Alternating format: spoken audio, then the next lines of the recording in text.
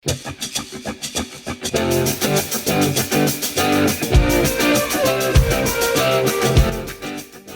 up, it's Jen Brown. Welcome back to my channel. Today I'm going to share with you the things that I crocheted this summer a little bit, was like late spring too. If you didn't happen to see my video that I did like this last year, I will link it, but once again I will share any links or inspiration photos or tutorials that I followed down below in case you want to recreate these yourself. So this year I didn't make quite as many things, mostly because I spent most of the month, or most of the summer I should say, working on this giant temperature blanket. I've been wanting to make one of these for a while, and then I decided that it would be cool to do one for my first year living here in Tennessee. So I started this in June and then just kind of like looked up all the temperatures for the days for the year prior and then recorded the temperature every day until the middle of August. So this is it. I'll post a photo. It's huge, even though I tried to make it not so much, but I mean 365 rows is going to be big no matter what. So this is my huge and cozy temperature blanket. For tops, it's mostly tops and then one bottom and a dress. I followed the TCDDIY pattern to do this shirt, and then I adapted that. It's more fall colors than I planned, but I really love this color. I bought this yarn just because I really liked it and I didn't know what to do with it. I think it looks really cute as this like sweatery t-shirt, so I'm excited to wear this for fall. Then I adapted that to make this sleeveless top. This is literally just the same top without sleeves. And then I did the same thing and made my own little like ruffle sleeve version. So this one was really fun and really easy, like once you get the pattern down for it. This one, I don't remember the name off the top of my head, but I've saved the post for it. This was my first ever like top down. Is that what you would call that? Like instead of going across, like you start at the shoulders and work your way down and the sleeves are part of that. This was also my first time kind of doing raglan, so I'm glad it's in a dark color because that got a little wonky. But this is just like a really cute little like bell sleeve, short sleeve top. This one is just this little tank top that I followed a tutorial for. Mostly I kind of veered off of it a little bit and just made it work for me, but for the most part I followed the tutorial link for that. The other thing that I followed a tutorial for, this one I'm very proud of, it makes me feel like a pretty princess.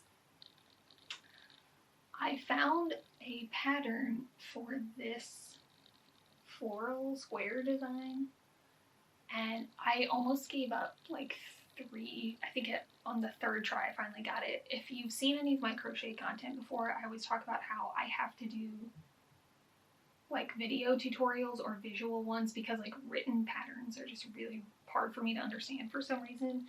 So once I got this to click, it was fine. But so I don't think this is a particularly hard pattern. It was just hard for me. And then I wanted to make it into a shirt. So this was my first attempt at trying to make puff sleeves. The shirt ended up being a little big, which is why there's this big chunk in the back. I just like sewed it, and so there's this big seam down the back, but it's not like super, well, it's noticeable, but it doesn't really bother me. So then, let's see, the last one once I kind of figured out the principle of raglan sleeves, I tried to do that for myself. So this was just based off an inspiration photo I found on Pinterest. This one took me a couple of tries to get it right too, but once I finally figured that out, I've got this little raglan sleeve crop top. Then for the last few pieces, I wanted to try out cotton yarn. I've used it before, but I wanted to just see if it would be a little bit more lightweight for summer stuff, and I wanted to see the difference when you wash it. So far I don't like it. I don't really like the texture when working with it. I made this t-shirt that is like green stripes, different pattern, just kind of like funky 70s inspired. It's soft, but like, I don't know, something about the cotton texture just like doesn't sit on the crochet hook as well, and so it's a little weirder to work with.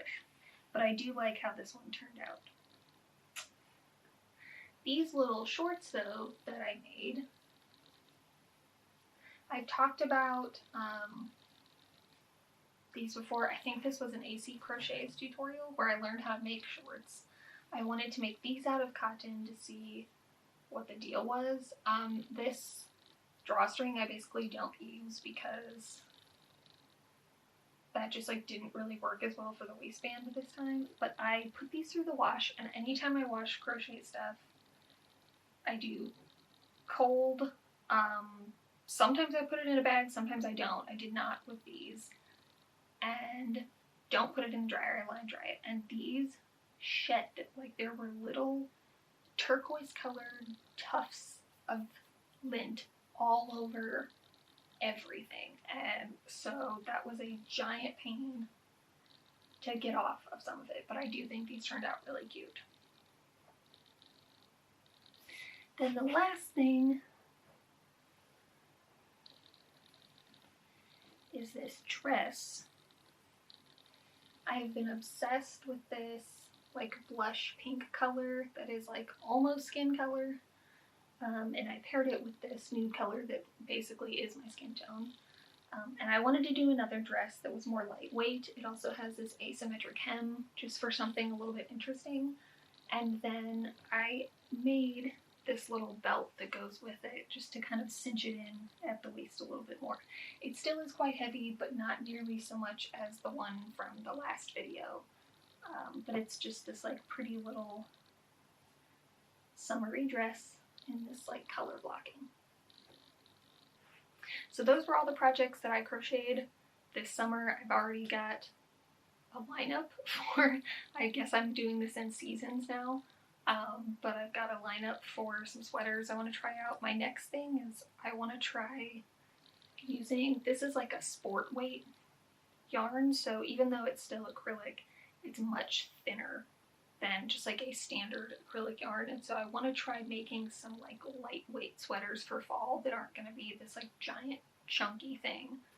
So that's my plan for the fall and winter season of crocheting.